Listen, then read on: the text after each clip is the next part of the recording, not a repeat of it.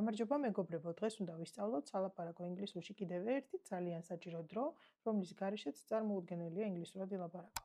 ეს არის ისეთი მოქმედებები, რომლებიც ახლა ამ წუთას ხდება, მიმდინარეობს, რისი მოწმეებიც ჩვენ ვართ. რომელი მოქმედებებია ეს? მე ვსაუბრობ, თქვენ მისმენთ. მანქანები მოძრაობენ ქუჩაში, საათი ციკციკებს. ყველა მოქმედებას აქვს გაანგრძობადი ხასიათი, ჩვენს თვალწინ მიმდინარეობს. როდის უნდა გამოვიყენოთ, გავიგეთ. ეხლა გავარკვიოთ, როგორ უნდა გამოვიყენოთ. ავიღოთ სიტყვა ყოფნა ინგლისურში. ყოფნას სამი ფორმა აქვს, რომელიც ჩვენ ახლა გვჭირდება. ქართულშიც ასეა ზუსტად. მე ვარ, შენ ხარ. შეიცვალა ხო ფორმა? ინგლისურში ზუსტად ასეა. I am, you are, he is. ყოფნის სამი ფორმა გვაქვს. am, is, are. და ამ ყოფნას უნდა მივადგათ გვერდით მოქმედება და მოქმედებას კიდევ უნდა დაუმატოთ ing დაბოლოება. უნდა დავაგრძელოთ სიტყვა და ამ საშუალებით ვაჩვენებთ ადამიანს, რომ მოქმედება, რომელზეც ეხლა მე ვლაპარაკობ, ამ წუთას მიმდინარეობს. ახლა ჩემს თვალწინ პროცესშია. მოდი ახლა მაგალითი ვნახოთ. მე ახლა ვმუშაობ. როგორ იქნება ინგლისურად მე? I ეხლა ყოფნა გვინდა. რომელი ფორმა გვჭირდება I-სთან? am. I am working. მე ახლა ვმუშაობ. შენ მისმენ. You are listening. შენ მისმენ. ეხლა რა ხდება კითხვებში და უარყოფითში? ჩვენ ხომ გვახსოვს, რომ ქართულში უბრალოდ ინტონაცია იცვლება კითხვით ფორმაში. და ადამიანი უკვე მიხვდება, თუ ინტონაციაში შეცვლილ რაღაცას ეკითხები, მაგრამ ინგლისურში ასე არ ხდება.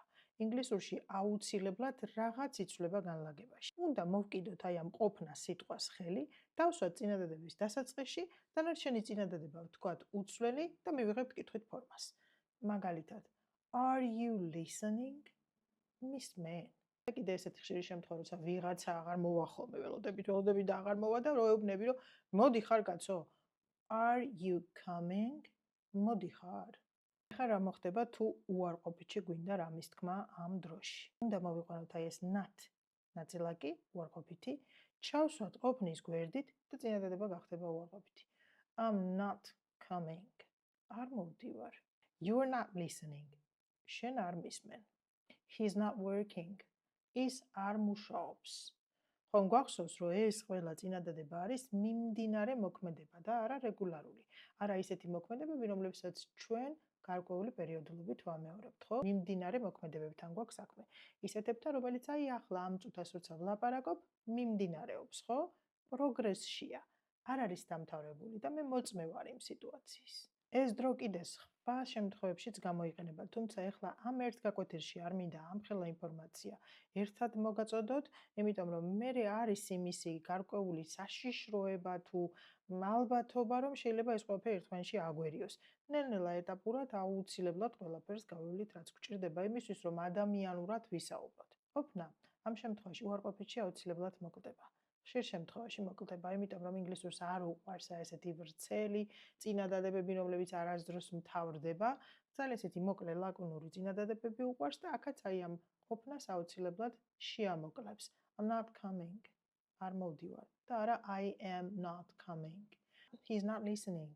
ის არ მისმენს. ამ ყველაფერს ნელ-ნელა მივეჩვევით. შეიძლება როცა შენთვის რაღაც ინფორმაცია ახალია, უფრო გქონდეს დისკომფორტის განცდა, რომ ახლა ამას როდის დავიწყებ ამის გამოყენებას, ამას დრო უნდა, ახლა ამდენი დრო სად მაქვს, ნერვები სად მაქვს, ავარია მცირე ნაბიჯები ყოველდღე ამას სულ ვიმეორებ, უბრალოდ გამომყევით და ყველაფერი იქნება კარგად. ეხლა კი ავხსენი მე ეს ყველაფერი, კი არის თქვენთვის ვფიქრობ, რომ გასაგები, მაგრამ როცა დაგჭირდება ამ ყველაფრის თქმას შევძლებთ, ასე სწრაფად მომასთვის, ახლა მე შემიწვინე ამ ინფორმაციას, რომ ეს ადამიანს უთხრა ერთი ამოსულ თქვი წინადადება.